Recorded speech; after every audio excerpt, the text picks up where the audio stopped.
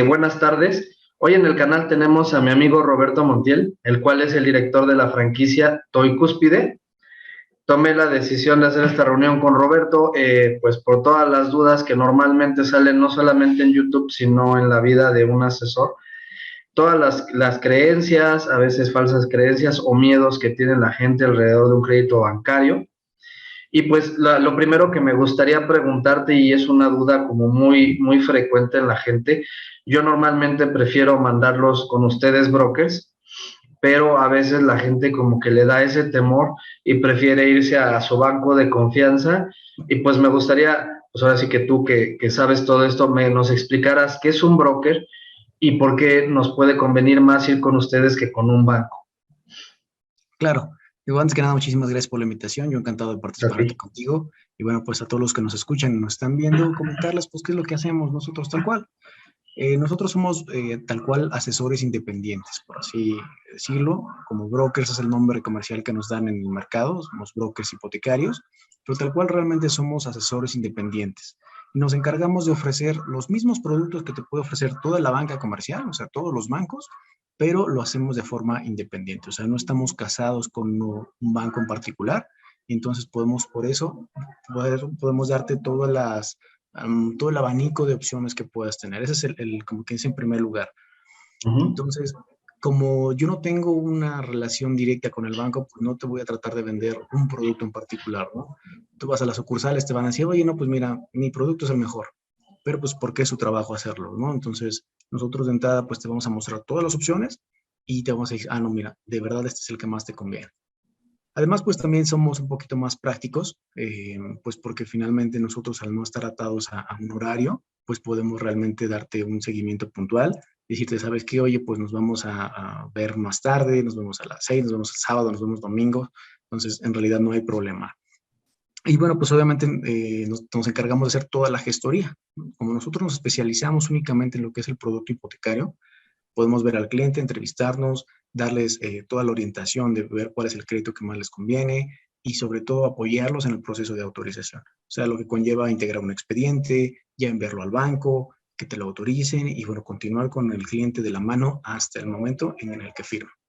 Y lo mejor de todo es que en realidad nosotros como brokers no tenemos pues un pago tal cual del cliente. O sea, nosotros no le cobramos nada al cliente porque es finalmente el banco quien nos paga a nosotros nuestras comisiones.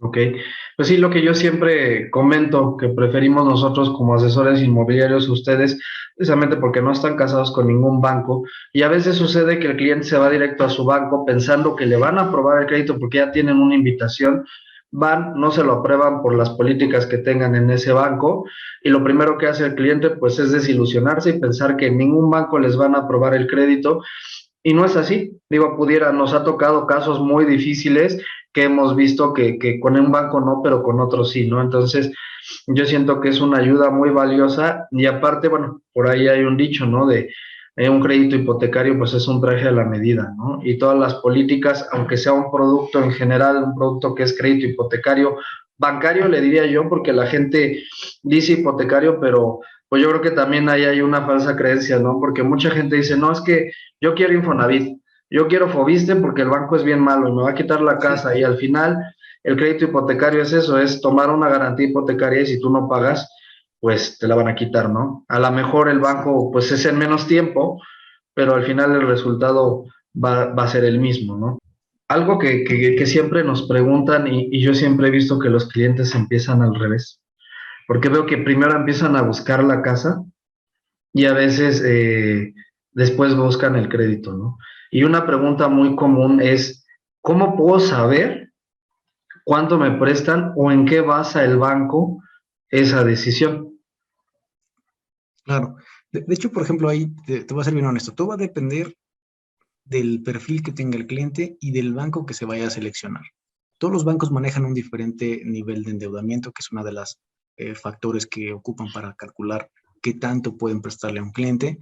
Pues puede haber un banco que te puede prestar más comprobándole los mismos ingresos o menos comprobándole los mismos ingresos, ¿no? Entonces, de entrada, pues ahí va a ir diferenciado del banco y de las condiciones que tenga el cliente en su momento. Pero de entrada, por darte una regla rápida, por así decirlo, para que puedan los clientes o quienes nos estén escuchando calcular pues, ¿cuál sería su capacidad máxima? ¿Cuánto es lo máximo que te pueden prestar para un crédito bancario? Aquí en México, más o menos una regla, tomen su sueldo neto, o lo que ellos perciben al mes, y divídanlo entre 2 y luego multiplíquenlo por 100. Por ejemplo, pensemos que gana 20,000 pesos al mes, lo dividimos entre 2, son 10,000, por 100 es 1,000,000 de pesos. Eso es lo máximo que te podría prestar un banco en promedio, si es que no tienes algún tipo de deuda ya actualmente, ¿no? Si no tienes una deuda del carro, si no debes las tarjetas, etcétera, ¿no? Pero es un buen promedio. Es importante saber la capacidad de endeudamiento porque mucha gente piensa que solamente es el comportamiento en el buró y mucha gente está sobreendeudada porque a veces les va muy bien y prestan las tarjetas a sus primos, a sus amigos, a sus hermanos y muchas veces cuando sacan el crédito dicen, no, pues es que yo gano N 1,000 pesos al mes. Es que esta deuda no es mía, yo le compré un carro a mi hermano, pero al final sería bueno que nos explicaras un poco cómo se calcula o de dónde toman esa capacidad de endeudamiento. Claro. Por ejemplo, todo va a partir de la mano con el buró de crédito, con el famoso buró de crédito. Ahí se van a reportar todas las deudas que pueda tener el cliente. Incluso, como bien mencionas, las deudas que no sean del cliente, pero que él haya prestado, por ejemplo. Me han tocado clientes que han sido avales, por ejemplo, para carros, para créditos de auto, y les aparece en su buró de crédito esa deuda. Okay. Entonces, no sé, por ejemplo, te aparece que debe 6,000 pesos al mes. Ok, ya de ahí sabes que debe 6,000 pesos. Tiene, por ejemplo, el cliente una deuda de una tarjeta de crédito y te parece que el cliente paga 4,000 pesos al mes porque tiene meses sin intereses y eso es lo que paga más o menos, ¿no? De entrada ahí entonces tu cliente ya debe 4,000 pesos de la tarjeta más 6,000 del carro, ya debe 10,000 al mes. Entonces tú vas y le presentas una solicitud a un banco y le dices, oye, mira, ¿sabes qué? Yo gano 20, ¿no? Gano 20,000 pesos al mes y ya debo 10. El banco va a decir, oye, ok, pues yo ya no te puedo prestar porque tú ya tienes unas deudas, ya tienes comprometido la mitad de tu sueldo, entonces yo ya no te puedo prestar más porque si no, pues, ¿con qué vas a vivir? ¿No? Entonces, más o menos, ahí por darte un número, te puedo decir que lo máximo con lo que te puedes endeudar es con el 50% de tu sueldo, más o menos. Unos bancos te van a decir menos, unos bancos te van a decir más, pero en promedio pensemos que es la mitad. Entonces, si tú ya traes deudas, como por ejemplo lo de la tarjeta de crédito, lo del auto, pues lo más probable es que yo como banco ya no te pueda prestar más para un crédito hipotecario. Entiendo. Ahora, por ejemplo, es lo que se refleja obviamente en buró, pero por ejemplo hay mucha gente que dice, yo rento, tengo pensión alimenticia, hay algunos gastos, por ejemplo, si la pensión alimenticia no se refleja en el buró, ¿eso no se lo toman en cuenta en el banco? No, en realidad cuando lo revisamos, Si vaya, no hay viendo manera. a la hora de correrlo exactamente, no aparece, no hay forma de que lo sepamos, a menos que, por ejemplo, algunos clientes ya les hacen el descuento vía su talón de pago, ¿no? Es cuando De tienen ahí alguna ya pensión sale y alimenticia. ya se refleja, ¿no? Exactamente. Y obviamente, pues su ingreso que me presentan, pues es menor. Ok. Una cosa también que me gusta a mí mucho manejar con los clientes, pues es antes de empezar todo esto, pues es decirle, oye, ¿cuánto puedes tú gastar al mes, no? ¿Qué mensualidad te gustaría? Porque muchas veces, y como comentamos, no todos los gastos se reflejan, ¿no? Las escuelas de los hijos no se reflejan, N cantidad de gastos que no se reflejan, y al final llegamos, y nos ha pasado mucho, ¿no? Llegamos a la aprobación, ven la mensualidad y dice, oye, no puedo, ¿no? No puedo, o consígueme una casa más barata, o al final pues terminan no adquiriendo. Más o menos digo, yo sé que por ahí hay una regla, digo, sé que por ahí hay un rumor, creo que es la verdad que van a subir las tasas, pero ahorita con las tasas de hoy, del 15 de julio del 2022, más o menos cuál es la regla entre la mensualidad y la cantidad que te prestan, más o menos, digo, yo sé que depende del banco, pero algo general.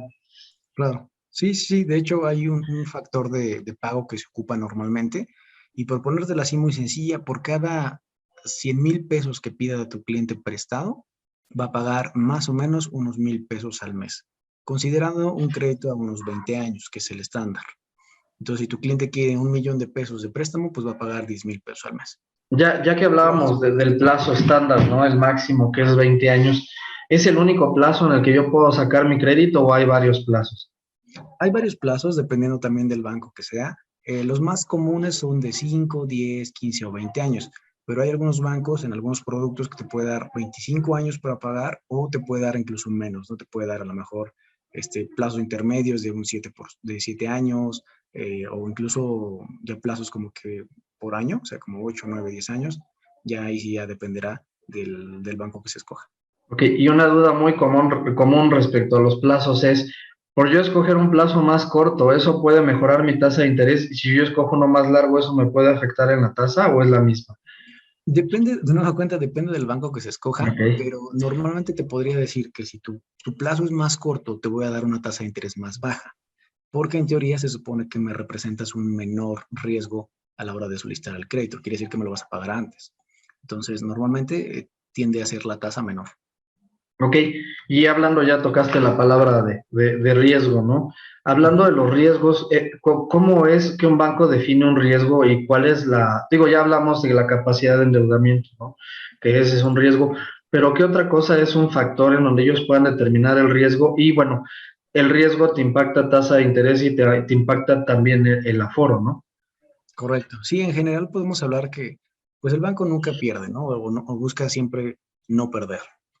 Entonces, la forma en la que ellos calculan su nivel de riesgo para los clientes, para el tema del crédito hipotecario, normalmente se basan en checar tres cosas. La primera, el tema de los ingresos. Que me digas, oye, ¿cómo ganas dinero y cuánto ganas? Si eres un cliente asalariado, normalmente a los bancos les gustan mucho los clientes asalariados porque su ingreso es constante. Entonces es muy fácil de calcular. Lo que te llega, pues es lo que ganas y se acabó, ¿no? Pero también sí puedes tener un cliente que sea independiente, que tenga un negocio, un comercio, por ejemplo. Entonces, ahí de entrada ya empiezan a variar mucho las políticas entre cada banco.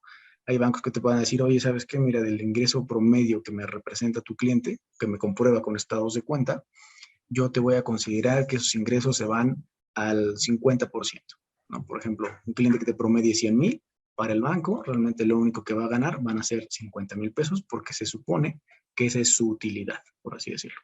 Entonces, por ejemplo, ahí empiezas a encaminarlos a los clientes. Hay bancos que te los van a castigar hasta un 30%, por ejemplo. Entonces, pues no te conviene llevar a un cliente ahí porque lo más probable es que pues te lo vayan a salir rechazado o te lo califiquen con un menor ingreso.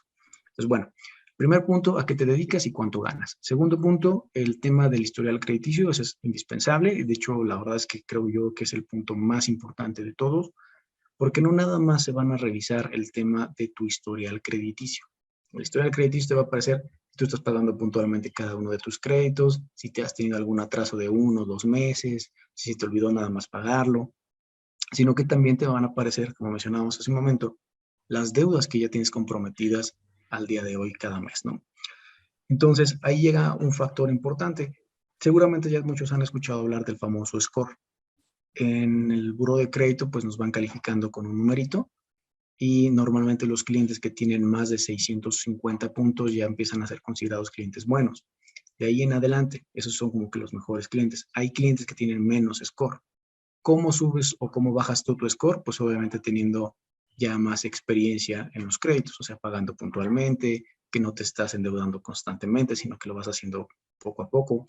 Bueno, comprobando que tienes cierta experiencia. Eso de entrada es fundamental y sí es determinante para que un banco te diga, sabes qué, mira, este cliente no tiene historial crediticio, no te presto, ¿no? Por ejemplo. O a lo mejor otro banco te dice, sabes qué, mira, yo sí te presto, pero te voy a dar la tasa más alta. Entonces, de ahí es donde empiezan a determinar todo. Incluso pesa más que los propios ingresos que pueda tener el cliente. Ok. Hablando, bueno, ahora tocaste la parte más importante, ¿no? Que es el buro de crédito. ¿Qué cosas ya son así como imperdonables que aparezcan en tu buró y que digas, sabes qué, ya no se puede? Muchas veces hemos escuchado de las quitas, bueno, pero dicen que mucha gente tiene la idea, yo lo hice de joven, pasaron tantos años y ya se borró, ¿no? O mucha Ujú. gente le paga, hasta gente que a veces los defrauda en Facebook, ¿no? Y les dicen, yo te lo voy a borrar. Y Debajo de pues digo, control. creo yo que la mejor manera es ir a conducir, rastrear la deuda y pagarla. Pero realmente eso no te garantiza nada, ¿verdad? La verdad es que no, como dices, no te lo garantiza, pero sí sería un buen intento, ¿no? O sea, si llega conmigo un cliente y me dice, ¿sabes qué? Es que yo quiero sacar mi casa porque es mi patrimonio. Y sabes qué, pues que yo le quedé de ver 10,000 pesos a, no sé, Banamex, por ejemplo. Y todavía te aparece la marca en buró, Si todavía está pendiente de que te la borren, normalmente las quitas dependiendo del monto, te las pueden quitar en 6 años. Ok, Si, por ejemplo, todavía te faltan 5, pues a lo mejor tú no te vas a esperar 5 años para comprar una casa, ¿no? Entonces, por mejor supuesto. vas, rastreas, pagas y pues negocias que te quiten esa marca de buró, esa famosa quita. Entonces, pero sería una alternativa. Si ya le falta poco al cliente, pues la verdad es que no, Mejor que se espere. mejor que se espere, exactamente sería una recomendación. Esa es una de las principales, ¿no? Las famosas quitas, que es cuando pues, te piden, tú debes 10,000 pesos y te marcan, te dice, oye, págame 3,000. Esa famosa quita, pues ya es Al un tema que no final te lo corresponde. sigues debiendo, o sea, mucha gente piensa que ya pagó ese dinero y a lo mejor lo van a dejar de molestar de cobranza, pero pues va a estar esa huella y hasta que no la pague, ¿no? Ahorita a lo mejor con toda la tecnología que hay ya con las computadoras, pues posiblemente ya va a llegar un momento en donde ya no las borren, ¿no? Sí, Este, bueno, ahorita todavía se borra después de 6 años. correcto. Sí, sí, ahorita hay que aprovechar todavía que se puede mantener así. Obviamente, pues, ¿qué les recomendamos siempre a los clientes? Pues que no hagan eso, que no hagan las quitas. Y también por ahí, cuando mencionabas al inicio de que cuáles eran las cosas imperdonables, pues obviamente lo que es imperdonable también son los fraudes que se puedan llegar a hacer, como algún tipo de cargo por robo de identidad o algo así ya un poco más, pues más pesado. Eso sí, ya ni siquiera se borra en cuestión de años, ¿no? Por ejemplo, me tocó una clienta que tuvo un problema con un auto, donde ella fue el aval Ok. y la deuda nunca se recuperó. O sea, el carro nunca lo entregaron, bueno, esta persona, la persona por el cual fue aval, pues nunca entregó el carro. Entonces, a ella le seguían reportando y tenía más de 10 años eso, ¿no? Y le seguía pareciendo que tenía la deuda. Y eso que mencionas es muy importante. ¿Cuántas veces lo hacemos por amigos o familiares y no tenemos la menor idea de lo que es un aval, ¿no? Y piensa uno que porque uno no lo está pagando y como teóricamente no hay embargos en el país, ¿no? Bueno, en algunas veces, ¿no? Depende de la cantidad. Otra cosa que te quería preguntar, cuando no pagan una quita, pero dejan una cuenta con atraso por mucho tiempo, ¿eso también es malo? ¿O pueden ir y pagar y listo? ¿Te refieres a una tarjeta de Sí, débito, por ejemplo? una de crédito, por ejemplo, Ah, ok. una que no sé, hay mucha gente y los conozco, muchos clientes que dicen, es que a mí tal banco me defraudó y fue injusto y pues como me enojé, no le pagué, ¿no? Y ahí queda la deuda y dice, bueno, ya tengo otras tarjetas de crédito porque a veces ya las tienen, Sí. pero al final yo creo que eso también te afecta, ¿no? De hecho, ahí sí les recomiendo mucho a las personas que cuando vayan a contratar la tarjeta, lean muy bien en la parte del contrato. Hay unas cláusulas donde te dicen que te van a cobrar comisiones si no estás más haciendo uso de la tarjeta. O mejor dicho, aún si no estás haciendo uso de la tarjeta. Entonces, si al cliente se le hace fácil y de repente, pues nunca lo ocupé, ¿no? Y aún así te están generando cargos, pues va a llegar a un punto en el que a lo mejor ya debes 3, 4,000 pesos y es cuando te van a empezar a marcar y Así tú ya es. ni siquiera te acuerdas, pero tal cual por tu obligación que tú firmaste en el contrato, pues sí te lo pueden cobrar. Y Sí, también te recomendaría pues pagarlo para que no te pongan en buró. sí, y es como tú dices, ¿no? Digo, el banco nunca pierde. Aquí el único que pierde, porque para ellos 4,000 pesos es nada, ¿no? Digo, si se los das, qué bueno, pero si no se los das, pues tampoco. Y lo que sí es que, pues, tú te haces un mal, ¿no? Porque tienes un mal historial y, pues, cuando quieres sacar un crédito es donde te pega, ¿no? Este, Exacto. otra cosa que quería, bueno, va muy como que a la mano de la próxima pregunta que te voy a hacer es, ¿qué gastos te conlleva tener un crédito hipotecario? Lo pregunto para hablar un poquito más del aforo, porque normalmente hay gente que hay muy mal informada. A mí me tocó hace poco un cliente que dice, es que a mí yo ya tengo mi crédito aprobado y para él su crédito aprobado era su simulador, ¿no? Le decía, es que ya está aprobado, ya me dijeron, o era la preinvitación, ¿no? Sí. Pero mucha gente dice, no, es que a mí el banco, porque yo soy un super cliente y cliente de 10, a mí el banco me presta el 100% del crédito, ¿no? Entonces, y obviamente, pues después ven los gastos que tienes que hacer y pues obviamente ya no continúan.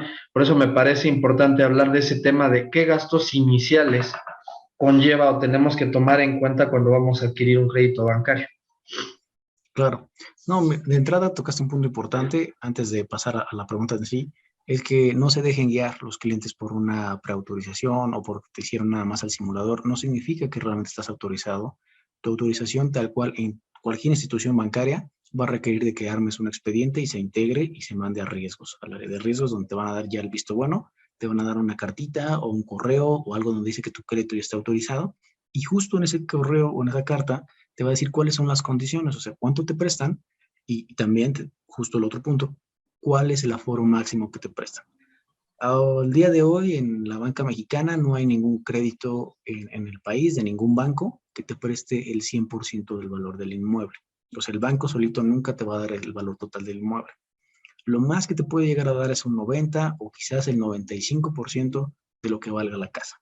Entonces, de entrada, por ejemplo, ya tocando más la pregunta, si tu casa vale 1 millón de pesos y tú tienes un crédito del banco, aunque esté autorizado por 2 o 3 millones de pesos, yo lo máximo que te voy a poder prestar es por ejemplo, el 90%, que serían 900,000 pesos. Entonces, ¿qué desembolsos tienes que tener en cuenta? Pues de entrada el 10% que te va a faltar, que es el 10% de enganche, más tus gastos de escrituración. Dependiendo del estado en el que estés, pues te pueden cobrar un 5, 6, a lo mejor hasta un 9% si estás a lo mejor en Ciudad de México, Estado de México, de lo que valga la propiedad. Entonces, de Ok. entrada ahí, pues ya llevas casi, ponle 15, 16% del valor de la casa que tienes que desembolsar. En otro gasto que te puedo decir, pues puedes tener a lo mejor un costo del avalúo y un costo de una comisión por apertura, que normalmente es del 1% de lo que te vayan a prestar. Si pides 1 millón, son 10,000 pesos que te van a descontar, por ejemplo. Algunas veces hay promociones, entonces pues eso no es tan pesado, pero sí lo más importante son los gastos de escrituración y el enganche. Perfecto. Y hablando de ese tema, tocaste algo muy importante, lo que es el avalúo comercial, ¿no? El avalúo comercial, pues es muy importante en esto porque va a verificar también, y otra pregunta que te quiero hacer más adelante, es los requisitos que tiene que tener la casa para que el banco te la pueda tomar en garantía para darte el crédito. Y también es importante mencionar, porque es un error bien común que pasa, hay gente que tiene, como tú dices, créditos de 2 millones de pesos, ¿no? Dicen, a mí me prestan el 90, pues me prestan 1,900,000, ¿no? Bueno, no lo calculé bien, pero alrededor, ¿no? 1,900,000. Y van y dicen, pues entonces voy a buscar una casa de 1,200,000 para que no tenga que poner nada y aparte quiero que me regresen dinero, ¿no? Porque también sucede que la gente piensa que pues es como para también sacar un extra. Hay gente que incluso te condiciona los créditos y te dice, es que yo tengo muchas deudas y si no me das ese remanente, yo no puedo comprarte porque pues, sigo endeudado, ¿no? Entonces, esa parte sí me parece importante que nos comentaras, pues realmente qué es un avalúo comercial. Y bueno, lo del aforo creo que ya lo comentamos, ¿no? Que el aforo va de la cantidad que se determine del valor comercial. Claro. Mira, de entrada, pues sabemos que en nuestro país todavía nos falta un poco más de cultura financiera, Así de es. aprender pues cómo sobrellevar bien nuestros ingresos, cómo llevar bien nuestros gastos. Entonces, sí he escuchado muchos casos en los cuales pasa eso, ¿no? Que, oye, pues yo quiero que hasta que me den un remanente, ¿no? No digo que sea imposible, sí se puede llegar a lograr en condiciones muy específicas, eh, pero normalmente yo te diría a cualquier cliente que lo más recomendable es que te endeudes lo menos posible. Incluso yo que gano de esto y que entre más pidas, pues yo más gano, yo les recomiendo que se endeuden lo menos posible. Entonces, que tomen nada más lo mínimo, lo más indispensable que se requiera para que puedan realmente comprar su patrimonio, que es algo que pues puede durar toda la vida, ¿no? Tocando ya en específico el punto que nos mencionaba sobre el tema del avalúo. El avalúo comercial es un estudio tal cual del mercado que nos va a decir cuánto vale la propiedad que tú vas a comprar al día de hoy, ¿no? A la fecha en la que estamos. ¿Y qué te va a evaluar? Pues te va a evaluar las condiciones de la propiedad, o sea, cuántos metros de terreno tiene, te va a evaluar cuántos metros de construcción tiene, qué condiciones hay a su alrededor, por ejemplo, está cerca de algunas entradas importantes de flujo vehicular, si hay escuelas, qué tan cerca está de la infraestructura, y en general te va a decir cuánto vale la propiedad de acuerdo a lo que los demás están ofertando, tal cual es como el mercado. O sea, sabes que, oye, pues yo no creo que esta casa valga más si la casa del lado que está igualita te la están vendiendo más barata, ¿no? Entonces, de esta forma, el banco lo que hace es realmente ver, pues cuánto vale la garantía, porque al final del día es eso, es una garantía de pago para el banco, cuánto vale esa garantía y cuánto te puedo prestar de acuerdo al aforo que ya te di en un inicio, ¿no? Que es un 90 o un 95% en promedio. Ok. Ahora, bueno, ya tocamos un tema del avalúo comercial. ¿Qué requisitos debe tener la casa o qué es lo que de plano no puedes tomar en cuenta en un crédito hipotecario en cuanto a la casa? Claro. Okay, es un punto importante porque, mira, muchas veces luego las personas también queremos comprar cosas que para los cuales no están diseñados los créditos en un inicio. Por ejemplo, de entrada te tengo que decir que la casa que quiera comprar el cliente tiene que tener forzosamente acceso, si no es que ya los debe de contar, con los servicios básicos, como por ejemplo, pues obviamente agua, tiene que tener drenaje, tiene que tener luz, y algunos bancos te van a pedir que tengan también pavimentación y banquetas, dependiendo del banco con el cual sea. La gran mayoría te lo puede aceptar así. Pero también es importante mencionarle a los clientes qué es lo que no te va a tomar en consideración, ¿no? Por ejemplo, tú no puedes aplicar un crédito hipotecario a una casa que tenga un local comercial. Por ejemplo, eso es muy común. Sabes, ya llegaste a una casa, a una zona que ya está más o menos consolidada y no falta la persona que pues, de repente quiere abrir su tiendita, tumba una pared de su casa y listo, ¿no? Ya pone su tiendita, pone su cancel y listo. Entonces, si tú quieres comprar esa casa con un crédito hipotecario, te la van a negar. Y no es porque no tengas el crédito autorizado realmente ni nada, o sea, es porque esa casa no cumple con los lineamientos básicos de ser eso, una casa habitación con un uso único. Okay. Entonces, el banco pues no te lo va a tomar. Tampoco te va a tomar, por ejemplo, casas que tengan accesos independientes, eh, como si fueran unidades rentables, ese es el término. Entonces, por ejemplo, si tú tienes una casa y de repente dices, oye, pues es que aquí se puede rentar muy bien, le voy a hacer un cuarto extra en la parte de arriba y le voy a poner unas escaleras por fuera y listo, pues para que cuando llegue el inquilino se suba solito y no me interrumpa. Ok, tú lo puedes hacer como dueño, pero si al momento de vender la casa tú lo quieres comprar con un crédito hipotecario, también te lo van a rechazar, porque tienes justamente eso, tienes más de una unidad rentable. ¿Sí Muy me bien. explico? Perfecto. Déjame ver qué otra cosa. Bueno, obviamente está por demás comentar que tiene que ser propiedad, ¿no? Que no puede ser ejido. Y también lo otro que me gustaría preguntarte, y es una pregunta muy común, es comprarse la casa entre familiares, ¿no?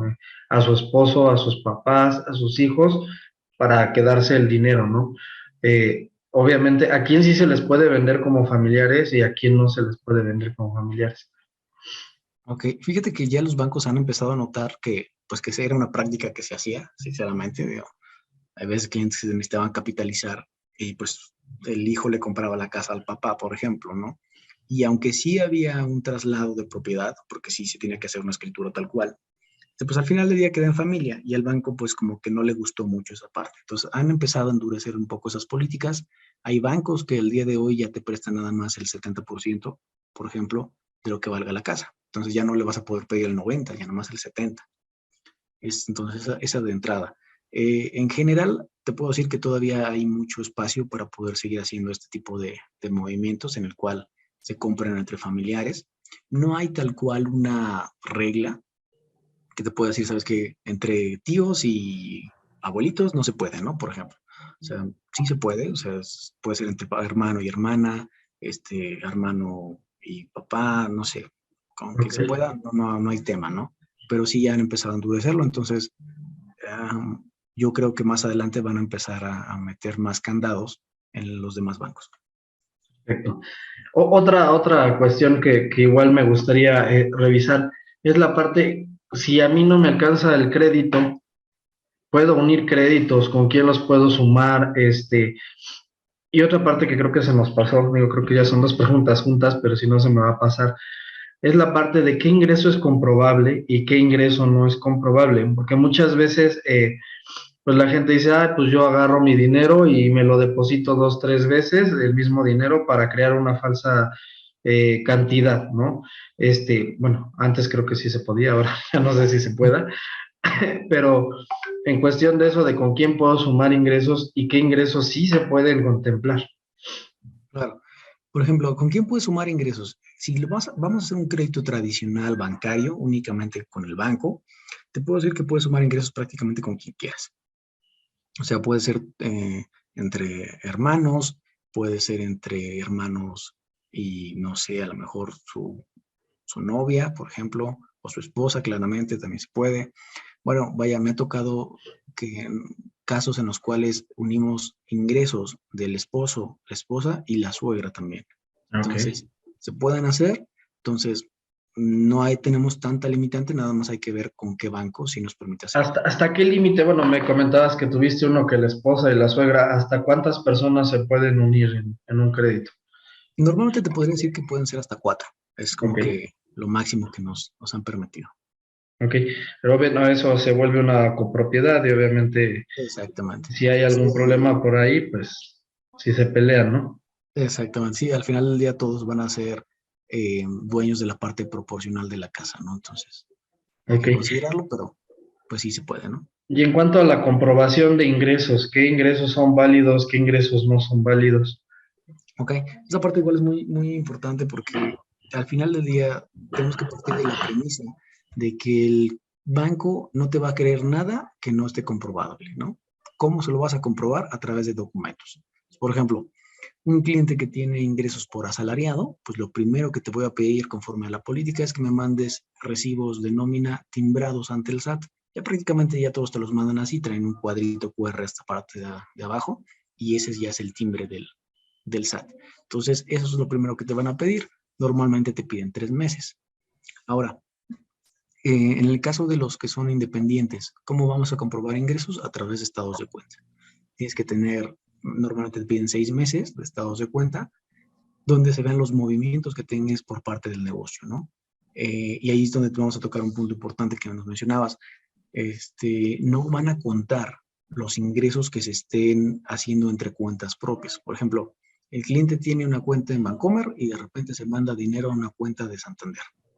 Si hace eso constantemente, pues ese dinero que entra no te lo puedo considerar como parte de tus promedios o de tu ingreso real, pues porque al final del día es dinero tuyo, nada más le estás dando vuelta de un lado a otro, pero es el mismo dinero.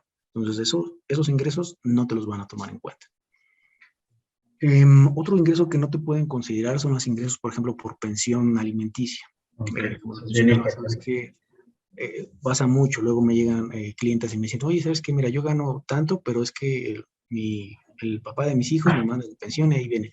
Ese ingreso no te lo puedo considerar, porque al final del día se supone que es pues para la manutención de los hijos, no es un ingreso para ti. Entonces no te lo puedo considerar como parte de los ingresos para un crédito. ¿Qué otro ingreso podemos tener? Bueno, pues obviamente sobra decir que todos los ingresos que tengas por créditos, ¿no? Si tú solicitas un crédito de esos de créditos personales o de la misma tarjeta de crédito que te depositan a la cuenta, pues esos es dinero prestado, no es dinero tuyo, ¿no? Entonces tampoco te los puedo considerar. Clientes que Perfecto. tienen ingresos, ahí nada más para cerrar esta parte, hay ingresos que tienen ingresos en efectivo. Ese tipo de clientes que pues, manejan todo su lana por fuera, no puedo hacer nada en realidad por ellos porque no tienen, pues, o sea, no caen ni en algún estado de cuenta, ni tampoco tienes un recibo que me amerite que sí lo está recibiendo.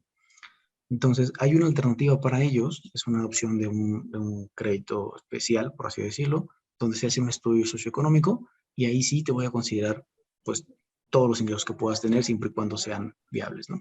Ya para cerrar. En eso que manejas del comercio informal, digo, tú que le sabes a todo esto y has tenido yo creo que bastantes, existe el miedo de ese comercio informal, de al momento de, ok, sí, tu banco me diste el crédito, fuiste a hacer la visita ocular y va. Pero por ese medio, obviamente, el SAT lo va a fiscalizar, ¿no? Ese es el temor que luego tienen muchos de que el banco se entere que, bueno, que el banco, perdón, que Hacienda se entere que gana algo, ¿no? Como buenos mexicanos siempre nos queremos brincar las reglas, ¿no?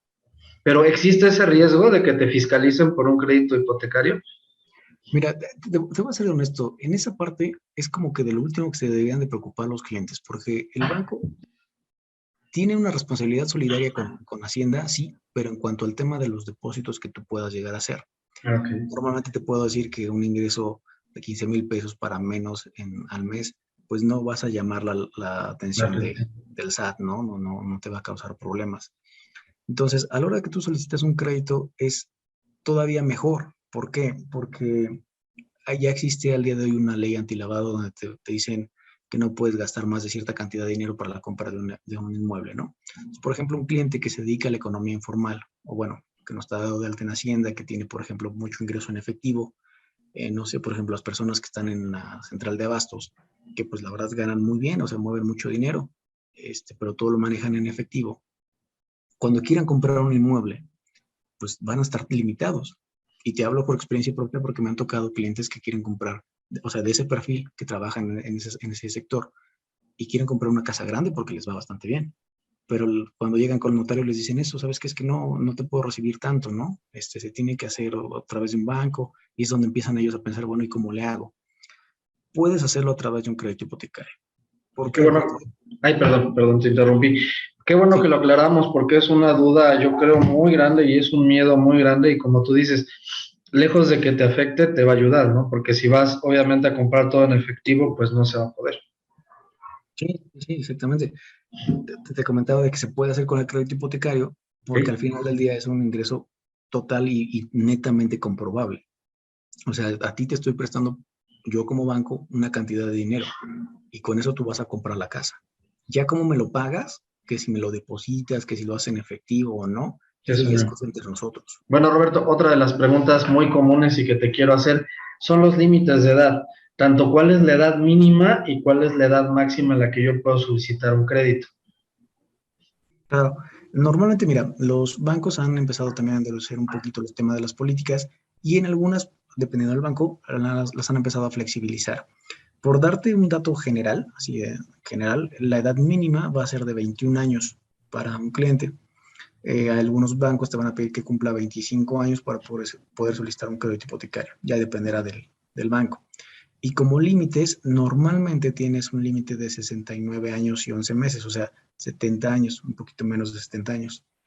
Y hay nada más un banco que sí te puedo prestar si tienes hasta 74 años. Obviamente vas a tener un plazo de crédito más corto, pero sí te voy a poder prestar. Normalmente en los bancos, ¿cuál es el plazo más la edad que sumen los dos? Porque, por ejemplo, ahorita hablaste de 70. ¿Eso ya es sumando el plazo a la edad?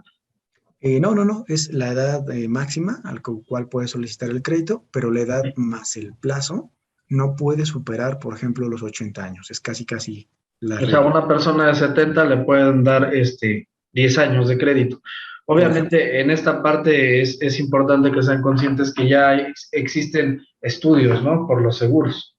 Sí, de hecho, bueno, ahorita que tocas esa parte de los seguros, todos los créditos hipotecarios, prácticamente el que sea, tiene un seguro de vida que ya va incluido dentro del costo de tu mensualidad. Entonces, ese seguro de vida, pues obviamente protege en caso de que el acreditado, la persona que pide el crédito, pues pierda la vida, para que así la aseguradora le pague al banco lo que le debiese en ese momento. Entonces, cuando hay clientes que ya son muy riesgosos porque, por ejemplo, tienen una edad ya más avanzada, pues lo más probable es que les soliciten estudios médicos, les soliciten estudios generales quizás, dependiendo de lo que pueda tener el cliente. De hecho, incluso hay un cuestionario médico en todas las solicitudes de los bancos, donde tú le tienes que decir al banco si es que tienes algún tipo de padecimiento preexistente, como diabetes o hipertensión, ese tipo de cosas, que puedan hacerte más susceptible pues a fallecer antes de que liquides en realidad el crédito. Entonces, cuando se tocan esos puntos en específico, te pueden hacer estudios médicos o te pueden sobreprimar el costo del seguro, o sea, te lo pueden poner más caro, pero puede ser que sí te lo presten. Hablando de seguros de vida, que es bien importante, porque bueno, ya comentaste, ¿no? De mucha gente dice es que si mis hijos van a heredar la deuda, pero en el caso de que las excepciones de los seguros, porque creo que, bueno, no sé, creo que en muertes violentas o a veces suicidios, por ejemplo, no aplica el seguro. En caso de que metan la documentación y el seguro no aplica, ¿qué pasa? ¿Se lo pueden cobrar a ellos o simplemente va a seguir la deuda y la casa se pierde o qué sucede? Sí, depende mucho del caso en particular. Por ejemplo, si hay una persona este, que solicita su crédito de forma mancomunada con su esposa, porque los dos comprueban ingresos, por ejemplo, y como dices, pues el esposo fallece, pero es por una razón que no puede ser cubierta por el seguro, este, sí hay ciertas limitantes, ya dependerá específicamente del banco y de la aseguradora que sea, pero como bien dice, por ejemplo, el suicidio durante los primeros 6 meses, eso no está cubierto prácticamente con ninguna aseguradora. Entonces, si el esposo llegase a quitarse la vida en el mes 4, por ejemplo, pues no lo cubriría el seguro. Y entonces, ¿qué pasaría? La deuda tiene que ser cubierta por el otro acreditado. Y en el Si, caso de que no hubiera coacreditado y hubiera familiares nada más. si no hay un acreditado que se pueda seguir con la deuda, pues alguien tiene que seguir respondiendo por la casa o la propiedad. Normalmente, si es que tiene un testamento, pues alguien se designa y a lo mejor esa persona puede decidir si quiere continuar con la deuda o seguir pagándola. Si no la quiere pagar o no puede seguir pagándola, pues el banco ya empezaría a tratar de tomar esa garantía, ¿no? Pero eso obviamente al seguro de crédito de los hijos, si no quieren tomar la deuda, no les afecta. No les afecta porque en realidad ellos no están contratando el crédito. No se puede, tal cual como dices, heredar la deuda, no se puede, a menos que tú así lo decidas. Ahora, en cuanto a seguro, yo creo que una de las cosas más importantes y de lo que más le da temor a la gente es la parte de qué pasa si no pago. ¿Hasta cuándo puedo dejar de pagar? ¿Hasta cuándo no? ¿Y cuándo ya entro en un proceso de perder mi casa? Claro. De entrada, fíjate que de la mano con los seguros, si el cliente es asalariado y pierde su trabajo, que es la razón principal por la cual no podrías pagar, pues te va a aplicar un seguro que te puede cubrir de 3 hasta 6 meses para que no pagues el crédito hipotecario hasta que encuentres una nueva fuente de ingresos y puedas seguir pagando, ¿no? Entonces, eso es importante porque el cliente tiene que saber que pues no le van a quitar la casa inmediatamente al otro día que no haya pagado. O sea, no es así, no funciona. De hecho, al banco no le conviene iniciar procesos de juicios porque al final del día pues le van a hacer perder dinero y puede ser que a lo mejor ni siquiera recupere el valor de lo que prestó.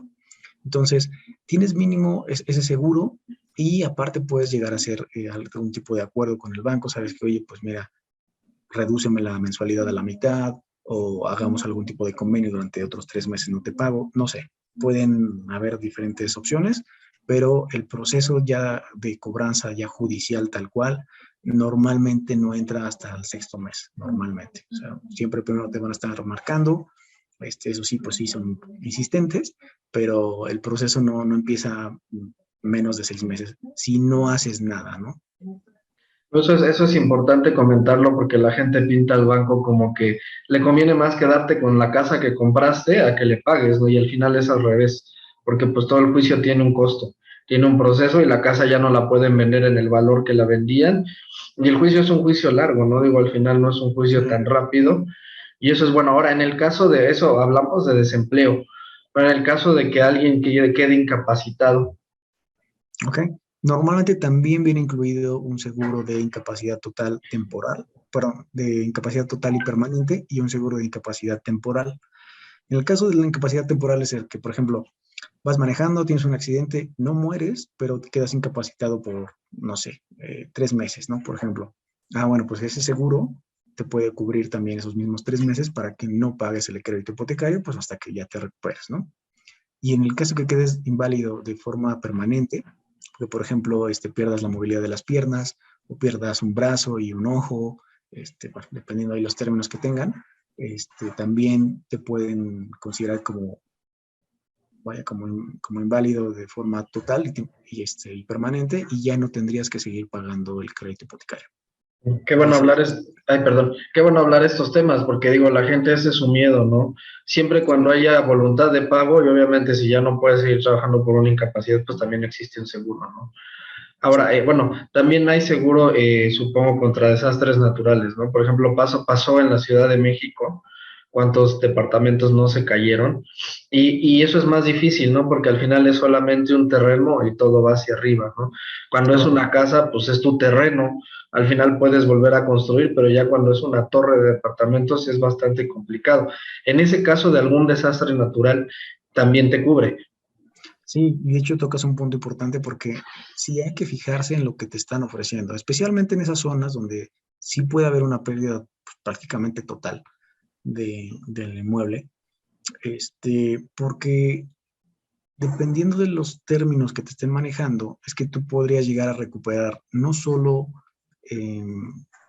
bueno, a lo mejor no solo que se liquide la deuda que tú todavía tuvieras en ese momento, sino que también te repusieran pues la mayor parte de lo que valía, ¿no? Por ejemplo, hay un banco donde te dice específicamente que tú solicites que en caso de una pérdida total te paguen el valor total de reposición, o sea, lo que salió, casi casi lo que salió el avalúo, o lo que debieras en ese momento. Entonces tú debes de ponerle que quieres que te reponga lo que sea más alto de los dos, porque hay unas opciones. Entonces, digo, ese punto normalmente sí se los explicamos a los clientes desde que se va a hacer la compra de la casa. Ok. Y ya por último, un tema que me han preguntado mucho y no sé cómo funcione, en los temas de las nuevas plataformas de trabajo, ¿no? Cómo comprar ingresos, por ejemplo, tema OnlyFans, ¿no? No sé si ya te haya llegado alguna clienta así, pero ya por ahí hay varios. En el tema de youtubers, influencer, en el tema de gente que se dedica a repartir, ¿no? En Uber, en Didi, choferes. Es una pregunta muy común que ahora han salido estos nuevos trabajos, es cómo ellos también pueden comprobar esos ingresos. Por ejemplo, para el tema de lo que es Uber, Didi, ese tipo de plataformas, está más fácil porque al cliente sí le piden que esté dado de alta. O sea, el cliente Así es. sí lo están facturando, por así decirlo, entonces es fácil que se demuestre porque los ingresos al final del día caen en una cuenta de banco. Entonces esa parte pues está más sencilla. Hay algunas otras plataformas donde eh, no tienen tal cual bien regulado todavía al día de hoy aquí en México el cómo tienen que hacer los pagos y la facturación. Entonces, por ejemplo, a ese tipo de clientes donde no están dados de alta en Hacienda y siguen teniendo ingresos por plataformas digitales, ahí lo que yo les podría recomendar sería que ellos solitos empiecen a reconocer esos ingresos, porque te vas a ahorrar muchos problemas con el SAT y te des de alta. Sabes que tú vas reportando tus ingresos y así no tienes problema. Independientemente de cómo es que ellos te los pagan, si te los pagan desde una cuenta en Irlanda o en Suiza, no importa, ahí te los van considerando.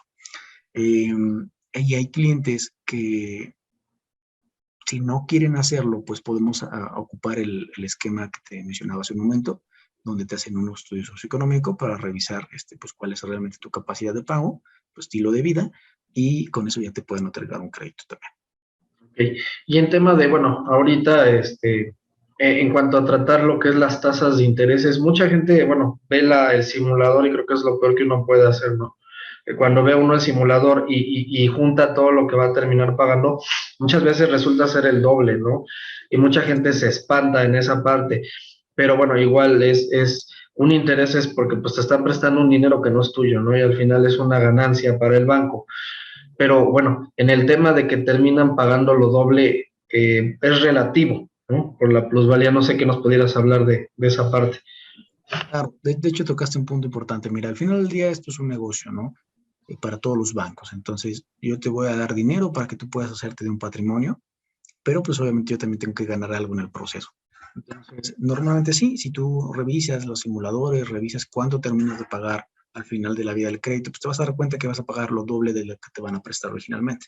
O sea, si tu casa vale, no sé, por ejemplo, 1 millón,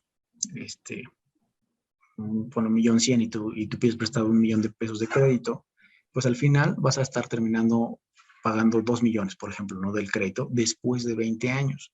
Pero ahí yo les pido que a todos los clientes que siempre piensen como inversionista, porque al final del día comprar un inmueble es de los únicos, pues de las únicas cosas que en realidad te van a hacer que suba de precio, va a tener una plusvalía. O sea, si tú compras un auto a crédito, pues estás perdiendo doble porque estás perdiendo por los créditos, por los intereses, perdón, y estás perdiendo por la depreciación que tiene. Pero en el caso de un inmueble, normalmente tiene una apreciación mínima de un 5% al año. Entonces, por ejemplo, esa casa que vale 1 millón, pues te va a valer 50,000 pesos más cada año.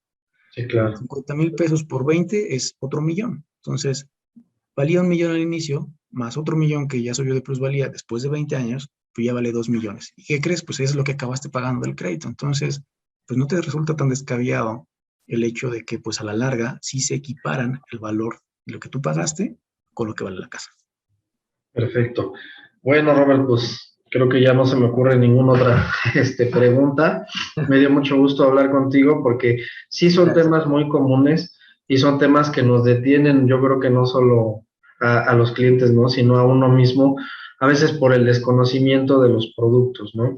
Y bueno, en el caso del crédito bancario, pues es muy noble, tienes una amortización que se respeta del principio hasta el final, ¿no? Cosa que, por ejemplo, Infonavit ya sacó su tabla de amortización, pero al final son en condiciones ideales y esa tabla al final no te la dan porque no sirve. Fobiste igual no puede por la cuestión de que está en UMAS, ¿no? Entonces yo creo que Sí, es el único crédito que sabes cuánto vas a terminar pagando y ni más ni menos, ¿no? sí, desde Entonces, el inicio. la verdad es que te doy las gracias. Vamos a dejar, si me lo permites, tu número de contacto. Sí, Roberto puede sacar créditos a nivel nacional, no solamente es a nivel Pachuca, porque somos de Pachuca, de Hidalgo. Él los puede orientar y pues, ¿por qué no? Si de aquí pueden salir algunos cuantos créditos. La verdad es que es una persona que la conozco de algún tiempo, hemos sacado operaciones, y pues es una persona muy honesta. Te quiero dar las gracias, Roberto, y pues espero que este video, pues también, aparte de aclarar dudas, pues también te sirva para tener algunos cuantos clientes. te agradezco muchísimo, Eric, y estoy para servirles. Gracias, que tengas buen día. Hasta luego. Adiós.